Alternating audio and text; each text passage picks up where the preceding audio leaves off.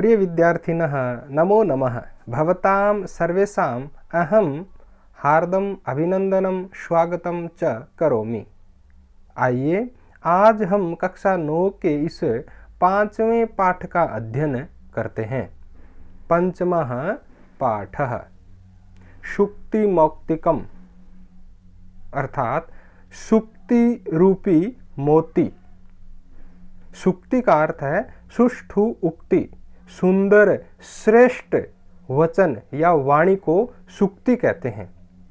और सुक्ति रूपी मोती, वास्तव में श्रेष्ठ वाणी ही वास्तविक मोती होते हैं। तो आइए हम सुक्ति रूपी मोती का अध्ययन करते हैं और जीवन में कुछ मोती ग्रहण करते हैं। आइए, प्रस्तुतोऽयं पाठः नैतिक शिक्षाणां प्रदायक रूपेण वर्तते। प्रस्तुत यह पाठ नैतिक शिक्षाओं को प्रदान करने वाला है। अस्मिन् पाठांशे विविध ग्रंथेभ्यः संग्रहणं कृत्वा नाना नैतिक शिक्षा बोधक पद्यानि गृहीतानि। इस पाठ में विविध ग्रंथों से संग्रहण करके अनेक नैतिक शिक्षाओं के बोधक, अनेक शिक्षाओं का ज्ञान करवाने वाले पद्यों का ग्रहण किया गया है, पद्यों को ग्रहीत किया गया है, उनको संकलित किया गया है। अत्र सदाचरणस्य महिमा, प्रियवाण्याः आवश्यकता, परोपकारिणां स्वभावः, गुणार्जनस्य प्रेरणा, मित्रतायाः स्वरूपं, श्रेष्ठसंगतेः प्रशंसा तथा च सत्संगतेः प्रभावः इत्यादीनां विषयाणां निरूपणम् अस्ति। यहाँ इस पाठ में सदाचरण की महिमा, प्रिय वाणी की आवश्यकता, परोपकारियों का स्वभाव, गुणार्जन की प्रेरणा, मित्रता का स्वरूप, श्रेष्ठ संगति की प्रशंसा और सत्संगति से होने वाले प्रभाव आदि विषयों का निरूपण किया गया है। संस्कृत साहित्ये नीति ग्रंथानां समृद्धा परंपरा दृश्यते। संस्कृत साहित्य में नीति ग्रंथों की समृद्ध परंपरा दिखाई देती है। तत्र प्रतिपादित शिक्षाणाम अनुगमनम कृत्वा जीवन साफल्यम कर्तुम शक्नुमः। यहाँ अर्थात वहाँ संस्कृत साहित्य में प्रतिपादित जो शिक्षाएं हैं उनका अनुगमन करके, उनका अनुसरण करके जीवन के साफल्य को, जीवन की सफलता को, वास्तविक उद्देश्य को हम प्राप्त कर सकते हैं, जीवन को सफल बना सकते हैं। आइए अब हम प्रथम श्लोक का सबसे पहले वाचन करते हैं और जानते हैं। वृत्तं यत्नेन संरक्षेत् वित्तमेति च याति च अक्षीणो वितत क्षीणो वृत्तस्तु हतो हत वृत्तस्तु हतो हत। आइए अब हम इसका पद छेद कर लेते हैं, अर्थात जहाँ कोई संधि वगैरह हुई है उन पदों को अलग अलग करके देख लेते हैं, फिर हम इसका अर्थ जानेंगे। वृत्तम यत्नेन संरक्षेत वित्तम एति च याति च अक्षीणः वित्तः क्षीणः वृत्ततः तु हतः हतः। आइए अब हम इसका अन्वय और साथ ही हिंदी भावार्थ देखते हैं। वृत्तम, वृत्त कहते हैं सदाचरण को, चरित्र को, सुव्यवहार को। यत्नेन संरक्षेत, अपने चरित्र की यत्न पूर्वक, प्रयास पूर्वक सुरक्षा करनी चाहिए। सद्व्यवहार को प्रयास पूर्वक सुरक्षित रखना चाहिए। वित्तम और वित्त, वित्त मतलब धन, संपत्ति, एति च याति च, एति वित्त आता है, याति जाता है, अर्थात धन आता जाता रहता है। वित्ततः क्षीण है, वित्त से क्षीण अर्थात धन से हीन, अक्षीण है। वित्ततः क्षीण है, अक्षीण है अर्थात जो धन से क्षीण हो गया है, धन से नष्ट हो गया है, अर्थात धनहीन हो गया, जिसके पास धन नहीं है वह वास्तव में अक्षीण है, अर्थात वो नष्ट नहीं हुआ है। और वृत्ततः क्षीण है तू हतः है, जो वृत्त से अर्थात सदाचरण से, चरित्र से जो क्षीण हो गया है वो हतः है, वो मृत के समान है, एक मुर्दे के समान है। इस पद्यांश में हमें यह बतलाया गया कि हमें चरित्र की सुरक्षा करनी चाहिए, क्योंकि धन है वो आता जाता रहता है। आइए हम इसका हिंदी अर्थ एक बार और देख लेते हैं।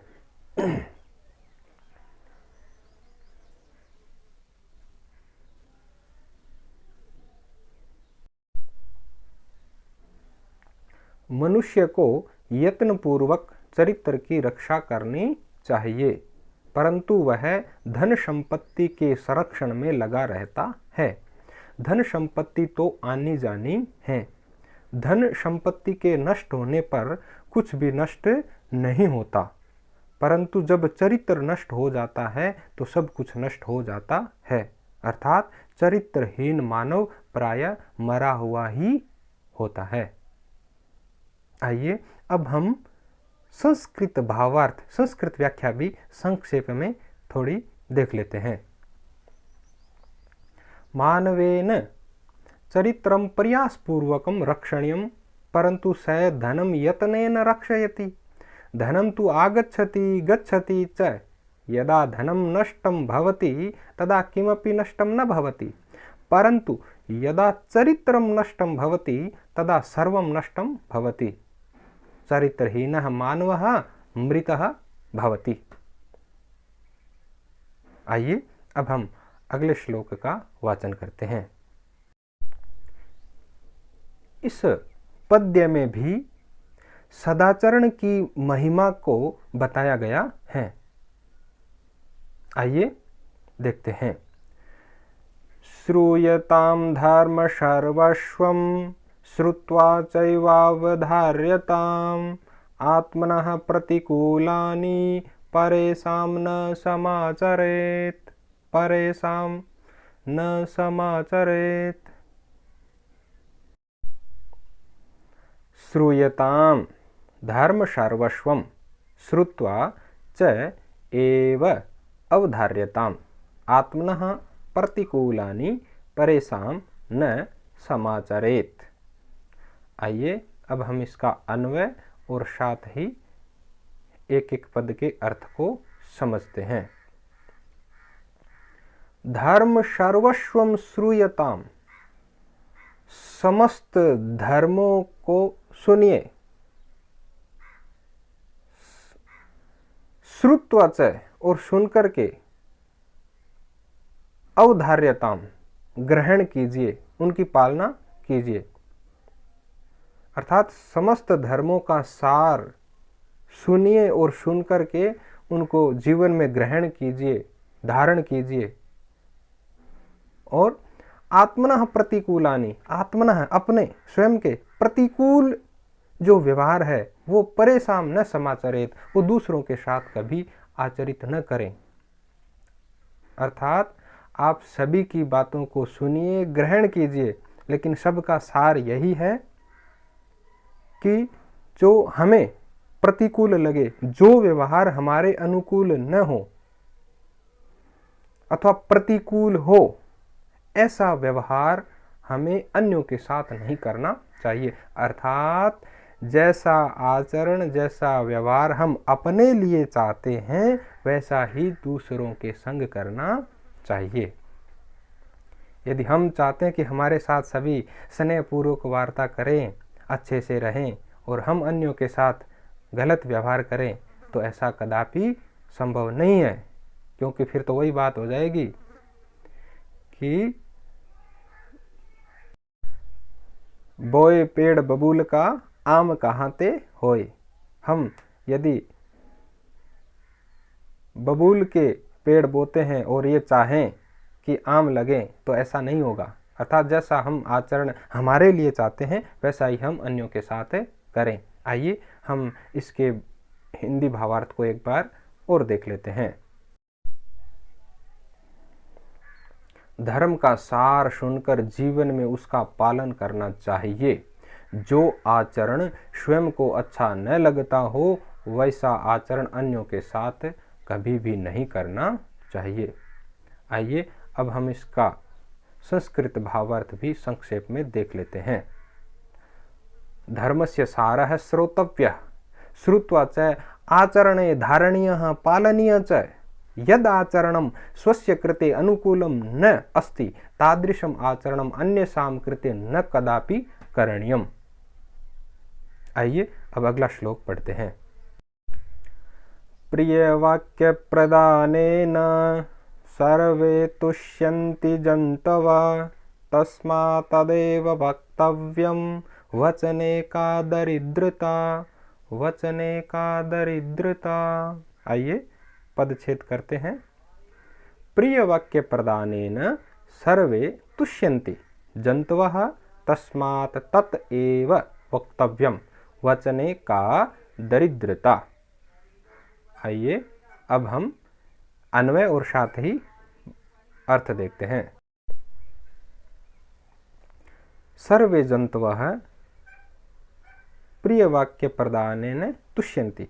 सर्वे जन्तवः है सारे प्राणी, समस्त जीव जंतु प्राणी सब प्रिय वाक्य प्रदानेन, प्रिय वाक्य प्रदान करने से, मधुर वाणी बोलने से, मधुर वाक्य बोलने से तुष्यन्ति प्रसन्न होते हैं, संतुष्ट होते हैं, खुश होते हैं।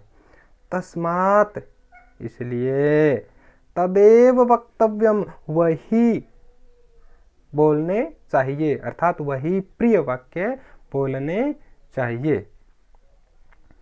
वचने दरिद्रता का, वो वचन बोलने में, प्रिय वचन बोलने में फिर कैसी दरिद्रता, कैसी कंजूसी, अर्थात हमें प्रिय बोलने में कंजूसी नहीं करनी चाहिए।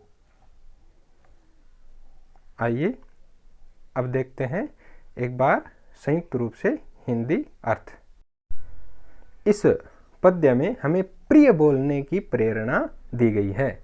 प्रिय वाणी बोलने से सभी जीव प्रसन्न होते हैं, इसलिए सदा प्रिय वाणी ही बोलनी चाहिए। प्रिय बोलने में कैसी कंजूसी, अर्थात कंजूसी नहीं करनी चाहिए। आइए अब हम संस्कृत भावार्थ भी देख लेते हैं।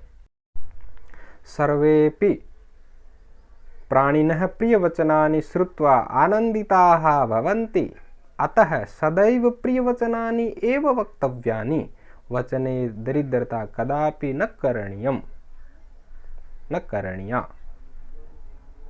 आइए अगला श्लोक पढ़ते हैं। पिबन्ति नद्यः स्वमेव नाम्भ स्वयं न खादन्ति फलानि वृक्षा नादन्ति सस्यं खलु वारिवाः परोपकाराय शतां विभूतय, परोपकाराय शतां विभूतय।